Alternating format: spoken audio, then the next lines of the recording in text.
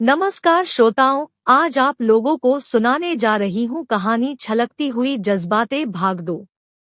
सभी लोग भयभीत अवस्था में समय व्यतीत करने लगे और बीच बीच में मोहन से पूछ रहे हैं कि कहीं कोई जानवरों का डर तो नहीं है। इतने में हरिप्रसाद जी जो मोहन के बाजू में बैठे हैं पूछने लगे, भैया यहाँ पर जंगली जानवरों की डर तो नहीं है? जवाब में मोहन थोड़ी मजाकिया लहजे में कहता है, बाबूजी ऐसे तो यहाँ पर जानवर बहुत है, परंतु पानी में छलांग लगाकर 4 पहिया वाला जानवर नहीं आएंगे, क्योंकि यहाँ पर पानी बहुत गहरी है। मगर 2 पहिया वालों का कोई भरोसा नहीं है, जो सुनसान रात को लूटने को आ जाते हैं।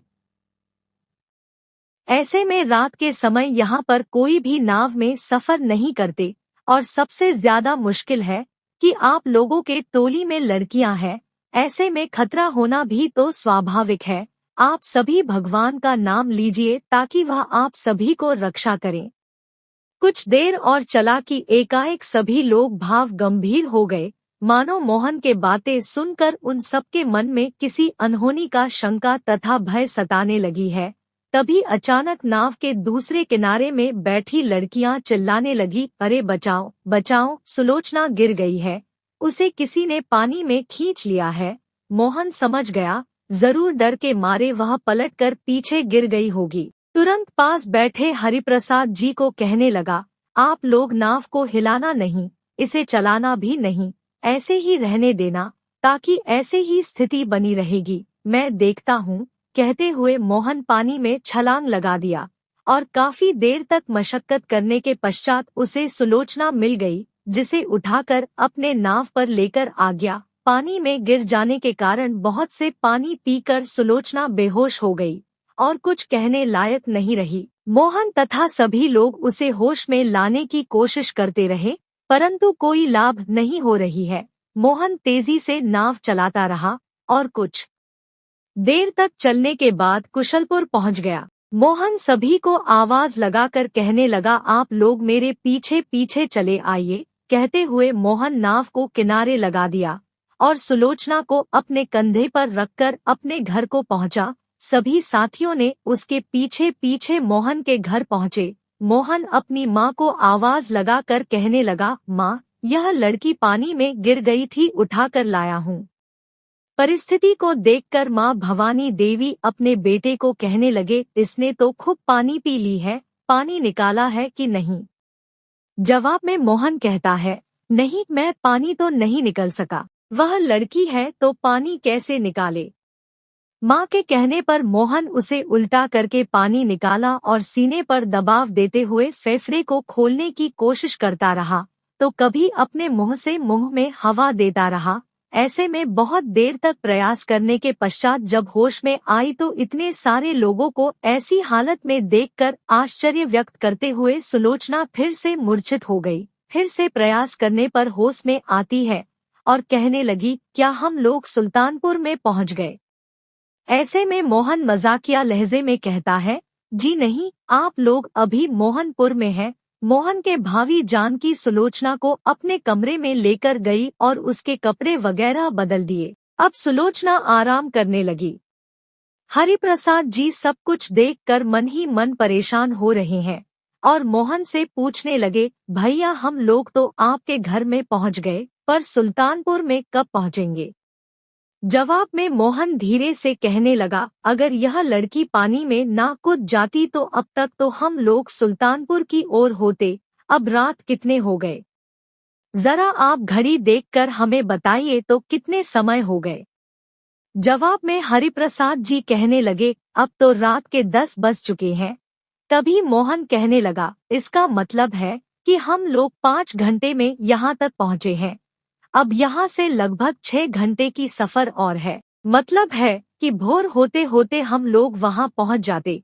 पर जो भी हुआ अच्छा हुआ, रात को इतने लंबे रास्ते को जाना ठीक नहीं होता, फिर भी चले जाते अगर वह छोकरी पानी में छलांग न लगाती। अब आप ही बताइए, क्या उसे पानी में छोड़ जाना उचित होता?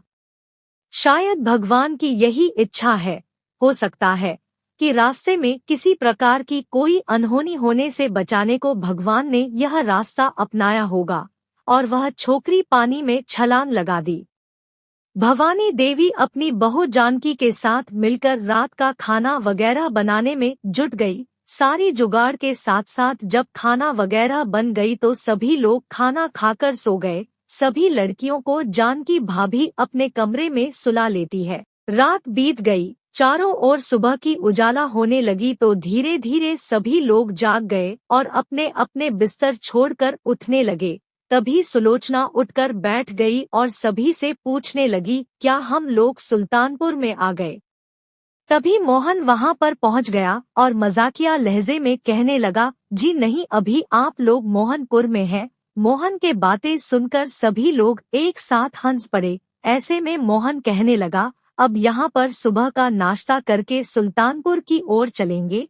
आश्चर्य व्यक्त करते हुए सुलोचना कहने लगी, मैं तो यही सोच रही थी कि हम लोग तो सुल्तानपुर में पहुँचने वाले थे। मजाकिया लहजे में मोहन कहने लगा, आप ठीक कह रही हैं, पर आपको तो खूब प्यास लगी हुई थी जो आपने पानी पीने को नदी में ही कूद गई थी और खूब डुबकी लगा ली, तभी तो आप लोग यहाँ पर पहुँच गए।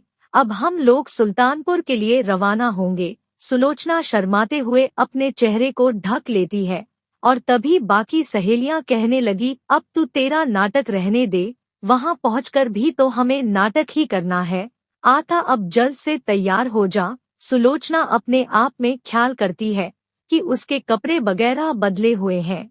वह बार बार इस बात की अनुमान लगाने की कोशिश कर रही है कि सच में क्या हुआ था। तभी धीरे से विदिशा को पूछने पर विदिशा ने संक्षेप में उसे सारी विषय कहती है। तो सुलोचना शर्माते हुए अपने आंचल से अपने चेहरे को छुपाने की कोशिश करती है और कहने लगी, अरे यह तो सचमुच बहुत बुरा हुआ है।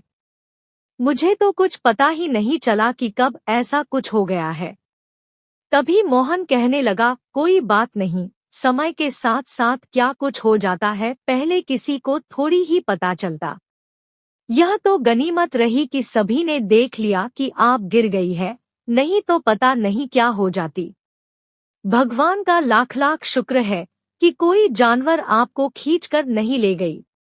सभी लोग तैयार होकर फिर से नाव पर जा बैठे और नाव अपने गंतव्य स्थल की ओर चल पड़ी। रास्ते में सुलोचना कहती है, मैं अब नाव के किनारे पर नहीं बैठूंगी। मजाकिया लहजे में मोहन कहता है, आप बिल्कुल ठीक कह रही है, आप तो यहाँ पर मेरे सामने बीच में ही बैठ जाइए ताकि आप दोबारा पानी में ना गिर सकें। सुलोचना बिना सोचे समझे मोहन के सामने आकर बैठ गई और कभी नदी के इस किनारे तो कभी उस किनारे को देखते हुए नदी किनारे की मनोरम दृश्य को उपभोग करने लगी और नाव चलती रही। सुलोचना इधर उधर ताकते ताकते अपनी नजरों को घुमा फिरा कर फिर से मोहन के नजरों से मिला देती है। ऐसे में जब दोनों की आंखें एक दूसरे से टकरा जाती है तो दोनों ही शर्मा जाते। ऐसे बार बार होने पर अचानक सुलोचना मोहन से पूछ लेती है, आप ऐसे टुकुर टुकुर मेरे तरफ क्यों देख रहे हैं? थोड़ा घबराए हुए तथा शर्माते हुए धीरे से मोहन कहने लगा, मैं आपको नहीं देख रहा हूँ, मैं तो आपके गले में लगी मोतियन के हार को देख रहा हूँ। तभी सुलोचना को एहसास होती है कि शायद उसके आंचल खिसक गई होगी। ऐसे में थोड़ी सी शर्माती हुई अपनी आंचल को व्यवस्थित करते हुए कहने लगी, मेरे गले में डाले हुए हार आपको अच्छा लग रहा है। बड़े ही नाटकीय अंदाज में तथा दुविधा भरे लहजे में मोहन कहता है, आप पहने हैं ना, बड़ी अच्छे लग रही है। इतने में मोहन थोड़ी झिझकते हुए कहता है, ऐसे तो आप भी बड़ी खूबसूरत लग रही है। थोड़ी झिझकते हुए पर बेवाक अंदाज में मोहन कहता है, असल में मैं तो हार के बहाने आपको देख रहा हूँ। मैं तो यही सोच रहा हूँ कि अगर आप घूंघट डाले होते तो और भी खूबसूरत लगती। इतने में आवेगों में आकर सुलोचना घूंघट ओढ़ लिया तो मोहन अवाक होकर उसे देखने लगा और धीरे से कहने लगा, सुभान अल्लाह, भगवान ने आपको इतना खूबसूरत बनाई है कि जितना भी तारीफ करूँ कम है। मोहन की बातों में सुलोचना अभिभूत हो गई और मगन होकर सोचने लगी, आज तक बहुत से लोगों ने मेरी तारीफ कर चुके हैं, परंतु ऐसी निस्वार्थ और प्यार भरे निष्पाप भोले मन से किसी ने भी मेरी तारीफ नहीं की है। सच में देखा जाए तो मोहन बिल्कुल सीधा साधा एक गांव वाला है, जिसके दिल से उठे आवाज में मिठास है, आवाज में जान है, प्यार भरी आवेग है, जिसका कल्पना करना सचमुच कठिन है। ऐसे भोलेपन तथा ऐसे चाहत रखने वाले को जितना भी तारीफ करूं कम है।